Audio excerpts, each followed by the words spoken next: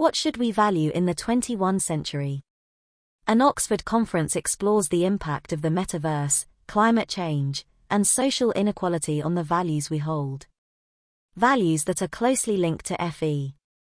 In late January 2023, I took part in a conference on values and value at the Blavatnik School of Government, Oxford. It was a great privilege.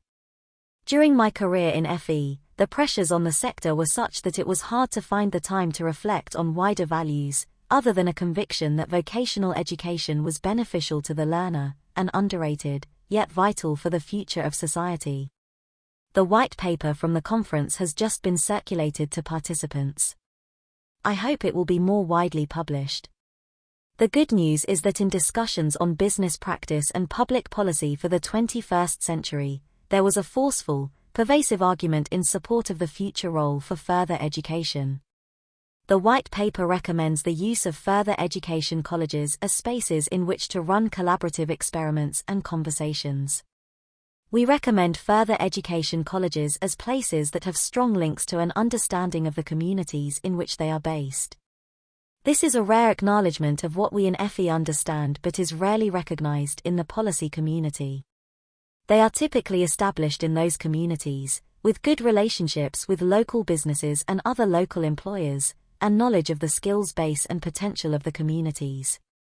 Concept of colleges as civic anchors. This is very much in line with our concept of colleges as civic anchors, e.g. EFE News, April 2020. There was also an understanding of the pressure on us. There is no small irony in the fact that further education colleges have recently been brought together under the direct control of the Treasury.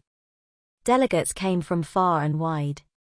Jointly organised by the University of Oxford, the Blavatnik School of Government, the Saïd Business School, Oxford Internet Institute, the Fraunhofer Centre for International Management and Knowledge Economy, IMW, Global Solutions, the New Institute, Hamburg. It drew scholars from around the world. With 134 delegates, the conversation ranged widely. One focus was to reassert the centrality of moral values for the conduct of human life and to explore the role of values in policy and business decision-making. This is in a context of threats from a climate crisis, environmental degradation, geopolitical tensions, misinformation, loss of trust, and growing inequality on a national and global scale. We took the premise that moral values are not rules, they are established by socialization and storytelling. Consequently, they vary between cultures. What are the chances of a universal protocol? Sadly, the focus of nations has for many years been overwhelmingly on economic growth and GDP. Yet some businesses are moving on from purely profit maximization towards new concepts of the economy that provides benefits for the future. There is an increasing literature on altruistic leadership and value-based policy making, which reconsiders notions of prosperity. Increasingly, calls for a greener future are accompanied by consideration of a just transition, where biological survival is accompanied by decreased social inequality, towards amplifying the voices of those who are less powerful. Again, further education is central to this. Solutions must be designed at a local level, with participation by multiple stakeholders, including local government, businesses, charities, education providers, and local people. Values, of course, can be manipulated. Hence the second focus of the summit, the need for digital governance. The metaverse presents a challenge to traditional values. At present, illegal, or simply toxic, content and misinformation can easily spread online. Companies collect and exploit the customer data that is supplied mostly unwittingly through digital transactions and activities. This manipulation goes further than just economic greed. In 2018, the Cambridge Analytica scandal revealed just how far manipulation of data mined by Facebook could be used to pervert political processes.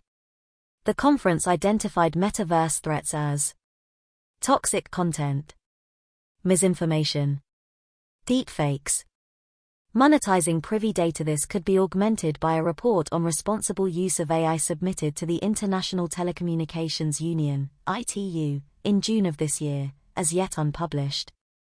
This identified as threats particularly to children in the metaverse. Cyberbullying, Sextortion. Risks to privacy. Content risk. Conduct risk. Contract risk. Scams. Downloading malicious software. There has been more than sufficient time for the digital industry to introduce some form of self-regulation. It has failed to do so. Indeed, its monopolistic tendency has led to increased toxicity in the metaverse. Clearly, some form of regulation, not just of content but also of the systems used, needs to be introduced. Hopefully this can be at a global level. 3 ideas were presented. There was strong support for the suggestion from Paul Twomey, co-chair of the Global Initiative for Digital Empowerment, that citizens should be given ownership and control of their own data. Instead of being mined for commercial or political purposes, people could determine whether data is used, and trade it, thereby establishing a data market. I made the point that the school-college curriculum should be significantly restructured to maximize students' awareness of, and safe use of the metaverse. Governments should be encouraged to ensure that what is illegal offline is also illegal online. A third focus for the conference was regionally based regeneration. This is an important aspect of the Just Transitions program, that regeneration should be values-driven and place-led. Both globally and nationally, inequality is exacerbated in left-behind regions. The UK, for example, is one of the most centralized states in the industrialized world and has the most unequal life chances and lowest intergenerational life chances of any other country in the OECD. Top-down policymaking has not worked. We witness this daily in further education. Recent governments have operated a place-blind public policy where London outperforms while other regions compare badly on most indicators. Vocational education is intimately linked into locality. Colleges are civic and economic anchors. This needs to be valued. By Paul Granger, Honorary Senior Research Associate, UCL.